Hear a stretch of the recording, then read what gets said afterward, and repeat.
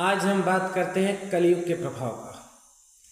कलयुग का इतना प्रभाव होने का सबसे बड़ा रीजन ये है कि कलयुग इस्तेमाल करता है उन सभी चीज़ों को जिससे मानव नैतिकता वास्तविकता तक पहुंच सकता है। वो उन सभी चीज़ों का इस्तेमाल करके मानव को गलत भ्रमित करके पाप कराता है। जैसे कुछ एग्जाम्पल हम देना चाहेंगे। एक जो मनुष्य होता है बिना कंडीशन के आँख मूंद कर जिस पे विश्वास करता है वो रिश्ते होते हैं माता पिता या गुरु का। कलयुग या कह सकते हो आदर्श, जिसको आप आदर्श मानते हो, जिसे आप भगवान करते हो, उनका। आज थोड़ा सा इसके बारे में हम बताते हैं। अगर बात किया जाए माता पिता का, तो माता पिता का कर्तव्य होता है कि मैं केवल एक पक्ष बताता हूँ शिक्षा को लेकर। शिक्षा में माता या पिता का कर्तव्य होता है, पहले मैं बात करता हूँ पिता का, कि मेरा पुत्र ज्ञानवान बने, विद्यालय जा रहा है, गुरुकुल जा रहा है, तो वास्तविकता को जाने, ज्ञान हासिल करे, इसके बाद वो रियलाइज करे जो मैं ज्ञान अर्जित किया है इससे किस प्रकार से धन अर्जन कर सकता हूँ, समाज सेवा कर सकता हूँ, जो भी चीज़ें। लेकिन आज का जो दौर है 99% पेरेंट्स बच्चों को इसलिए स्कूल भेजते हैं कि उनको जॉब मिले।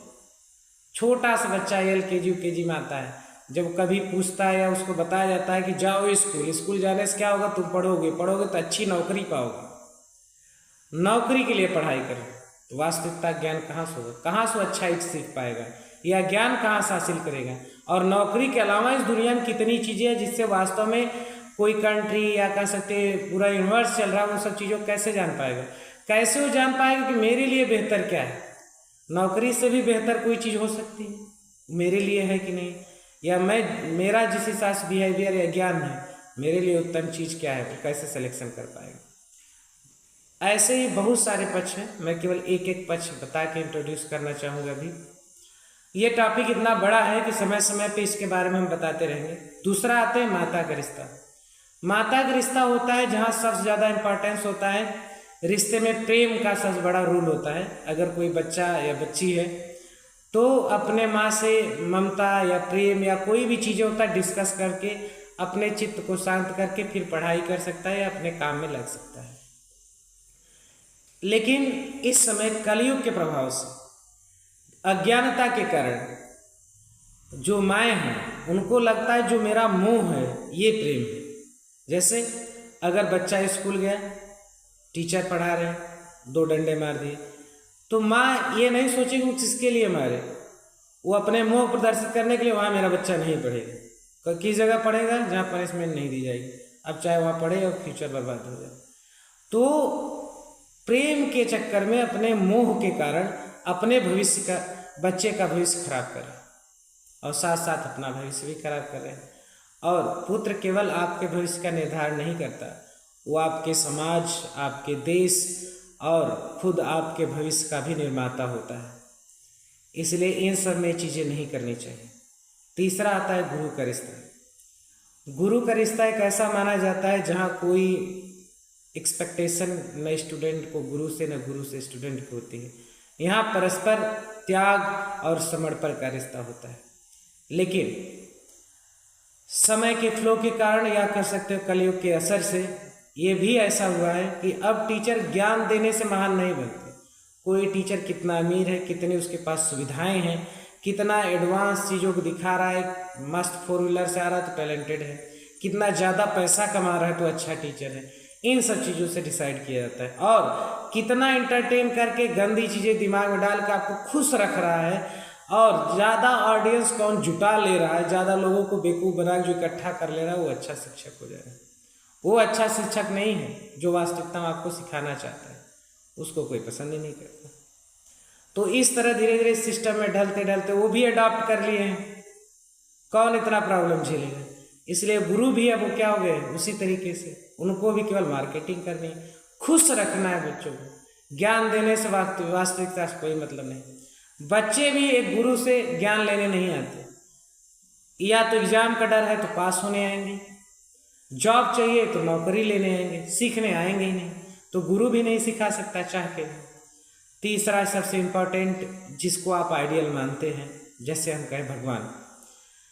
कलयुग अपने असर से भगवान के क्रेडिट को भी यूज करके आपको गलत करा रहा है। जैसे इस समय शादी विवाह में आप देख रहे होंगे कि कई लोग जो ऑर्केस्ट्रा को रिप्लेस किए हैं राधा कृष्ण से। राधा कृष्ण सबके सामने नृत्य करते हुए आप कई जगह आप देखे होंगे कितनी मर्यादाओं का हनन करते हैं। एक बच्चा जब देखेगा कि हमारे जो महापुरुष, हमारे जो आदर्श या जो हमारे भगवान हैं वो ही जब ये सब चीज़ें कर रहे थे तो आम इंसान के लिए नॉर्मल सी बात है, तब वो त्याग, ब्रह्मचर्य या सामाजिकता, नैतिकता इन सब चीज़ों को नहीं सीखेंगे तो कई भगवान भी ये कहते हैं, ये नॉर्मल है और वो आसानी से बुराई को सीख सकता है।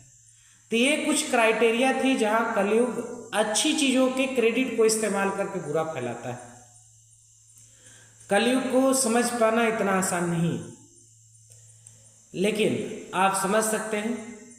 और वास्तविकता अगर कही जाए तो सबको पता है मेरे लिए उचित या अनुचित क्या है। तो मेरा सबसे निवेदन है कि किसी भी चीज़ में उचित अनुचित का भेद करते हुए और वास्तविकता का जो ज्ञान है वो ग्रहण कीजिए। जैसे मैं अगर कहूँ कि कृष्ण से क्या सीखना चाहिए तो गीता का ज्ञान, वो अपने जीवन में क्या किए, कोई डांस कर रहा है तो देख के मत सीख जाओ, पढ़ाई करो, वास्तविकता तक जाओ, उनको पहचानो, तब वो सब चीज़ें मानो। माता पिता क्या कर्तव्य होते हैं, प्रेम क्या होता है, माता को भी जानना चाहिए। प्रेम और मोह में अंतर होता है। प्रेम स्वतंत्रता देता है, प्रेम ज्ञान देता है, प्रेम केयरिंग होता है लेकिन वो भविष्य खराब नहीं करता। ऐसे पिता जो जिम्मेदारी होती है, जिम्मेदारी हमारे ऊपर क्या है, हम नहीं पूरा कर पा रहे, कितना कर पा रहे डजंट मैटर, लेकिन जितना कर पा रहे वो सही करें। और नहीं पता तो आप पता करें कि जिम्मेदारी क्या होती है। पिता केवल पैदा कर देने से कोई नहीं बन जाता, या माता या गुरु पढ़ा देने से नहीं बनता। उसके कुछ कर्तव्य होते हैं, वो पूरा करने से कोई माता पिता या गुरु या आदर्श बनता है। तो उनसे हमें वो सब चीज़ें सीखनी। फालतू कोई चीज़ सीख के उससे हमें गलत नहीं सीखना है। ऐसे संसार में बहुत सारी चीज़, जितनी अच्छी चीज़ें हैं, कलयुग उन सब का इस्तेमाल करके बुराई फैलाएगा। और हमें सतर्क रहना पड़ेगा कि केवल देख के चीज़ों को डिसाइड नहीं करना है, हमें अध्ययन करना है, मनन करना है, चिंतन करके सही डिसाइड करना है कि इससे हमारा भविष्य, देश का भविष्य, समाज को एक नई सही दिशा मिले।